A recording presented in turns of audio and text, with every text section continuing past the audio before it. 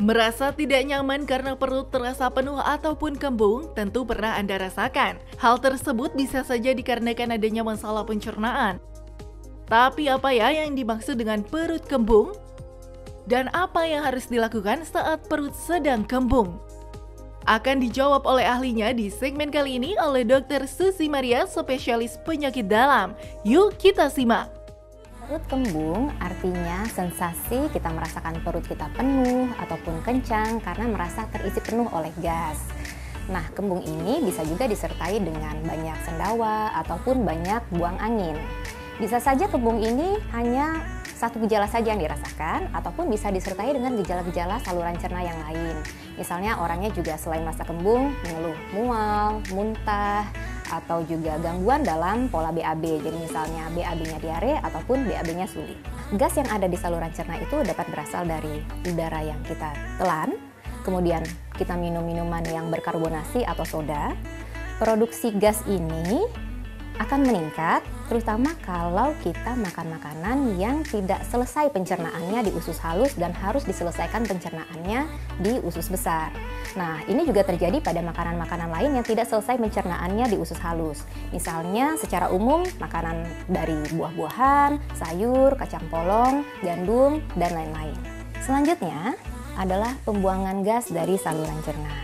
Normalnya kan kita akan membuang gas ya, dalam bentuk buang angin. Nah, ternyata orang normal itu dalam sehari bisa buang gas 14-18 kali sehari. Dari pembuangan gas ini, misalnya ada sumbatan usus atau ada gangguan dalam refleks peregangan usus, menyebabkan dia tidak bisa buang angin, tentu ini akan menimbulkan rasa kembung. Yang terakhir adalah fungsi sensorik atau raba rasa di saluran cerna. Ada orang yang memang sangat sensitif, jadi misalnya terjadi penumpukan gas sedikit saja di dalam saluran cernanya, dia sudah akan merasa sangat kembung dan terganggu. Nah, ini tentu akan berbeda antar individu, jadi misalnya orang itu sangat sensitif, penumpukan gas sedikit saja sudah bisa menimbulkan keluhan kembung. Beragam mitos banyak beredar di masyarakat tentang penyebab perut kembung. Salah satunya minum susu dapat membuat perut menjadi kembung. Benarkah? Itu fakta atau mitos? Itu fakta. Jadi ada dua hal yang menyebabkan kenapa susu bisa memicu rasa kembung. Yang pertama, pada prinsipnya makanan yang berlemak akan membuat gas ditahan lebih lama di saluran cerna. Nah, kita tahu susu itu mengandung tinggi lemak. Yang kedua, seperti tadi sudah dijelaskan terkait dengan kekurangan enzim pencernaan, yaitu kekurangan laktase untuk mencerna laktosa pada susu.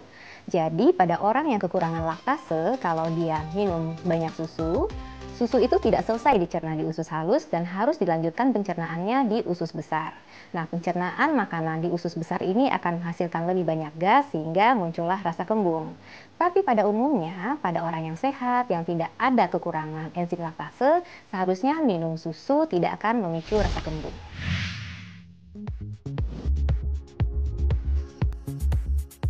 Mengonsumsi asupan garam berlebih tidak hanya dapat membuat tekanan darah Anda menjadi meningkat, yang berakibat pada masalah kesehatan yang serius. Mitosnya mengonsumsi garam berlebih juga dapat membuat perut menjadi kembung. Itu fakta atau mitos? Itu fakta.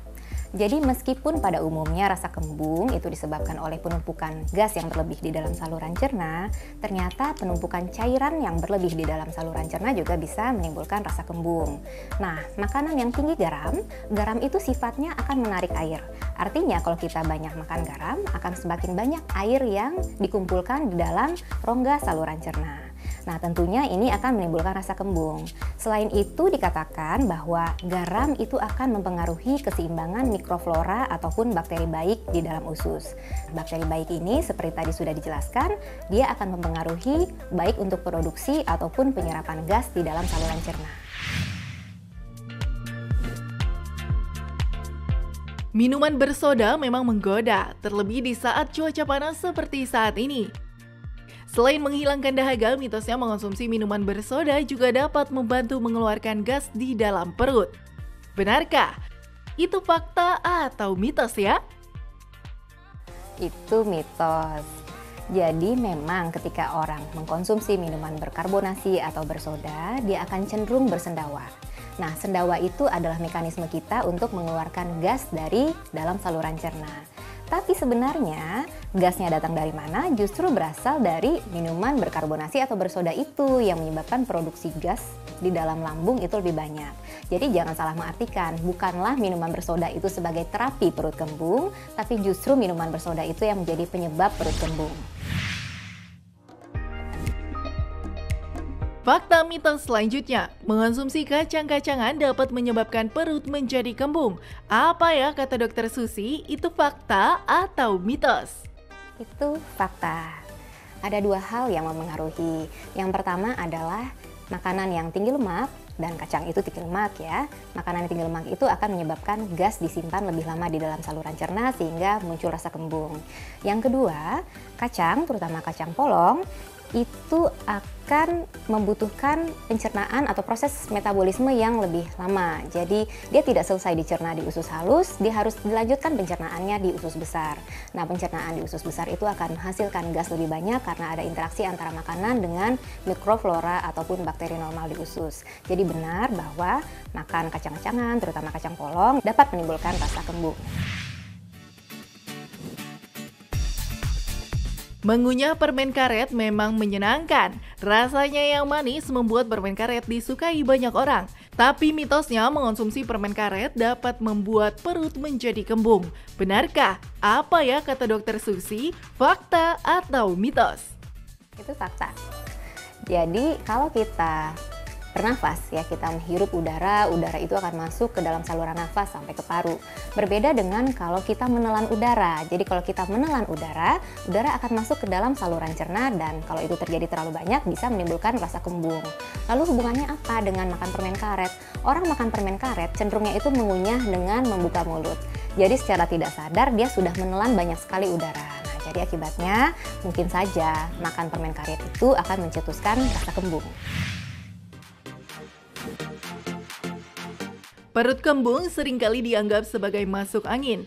Hal ini dikarenakan sebagian masyarakat percaya kalau perut kembung bukanlah penyakit yang serius. Tapi itu fakta atau mitos ya? Itu mitos. Jadi meskipun sebagian besar perut kembung itu disebabkan oleh gangguan fungsi saja di saluran cerna, sebenarnya hal itu juga bisa disebabkan oleh penyakit yang serius. Nah, apa saja tanda bahayanya kapan kita curigai sebenarnya ada penyakit yang serius? Yang pertama misalnya ada muntah-muntah yang hebat sehingga orangnya jadi sulit makan. Atau muncul benjolan di perut, atau dia jadi ada demam berkepanjangan, berat badannya turun, dan mungkin ketika diperiksa laboratorium ternyata ada kurang darah atau anemia. Selain itu juga bisa ada perdarahan di saluran cerna, buang air besar yang berdarah, ataupun dia ada perubahan BAB, diare, ataupun jadi sulit BAB. Nah, itu adalah suatu tanda yang menyebabkan kita harus berkonsultasi kepada dokter. Jadi dokter nanti akan mengevaluasi apakah benar ini hanya gangguan fungsi atau sebenarnya ada penyakit lain yang lebih serius yang menyebabkan gejala kembung. Bagaimana sudah jelaskan mana yang fakta dan mana yang mitos tentang perut kembung? Lantas, apa ya yang harus dilakukan saat perut sedang kembung? Yuk kita simak tips berikut ini. Bila kita merasa kembung, yang dapat dilakukan untuk pertolongan pertama adalah kita dapat mencoba mengurangi konsumsi makanan yang akan memicu produksi gas lebih banyak. Misalnya susu pada orang yang intoleransi laktosa, ataupun buah, sayur, gandum, dan lain-lain. Nah, yang kedua, kita harus tetap aktif karena kalau tidur-tiduran saja posisi berbaring itu justru akan menyebabkan pembuangan gas lebih sulit dari saluran cerna. Yang ketiga, kita bisa membantu dengan mengkonsumsi probiotik. Dan yang keempat, kita juga bisa mencoba menggunakan obat-obatan, obat mah bebas yang dijual di pasaran yang mengandung simeticon. Dan yang terpenting, jangan lupa tetap konsultasikan dengan dokter. Karena yang pertama, selain harus dievaluasi makanan apa yang mencetuskan keluhan kembung, sehingga makanan tersebut harus dihindari, dan juga akan dievaluasi secara menyeluruh apakah keluhan kembung ini disebabkan oleh gangguan fungsi yang ringan saja dari saluran cerna, atau sebenarnya ada penyakit yang lebih serius yang menyebabkannya.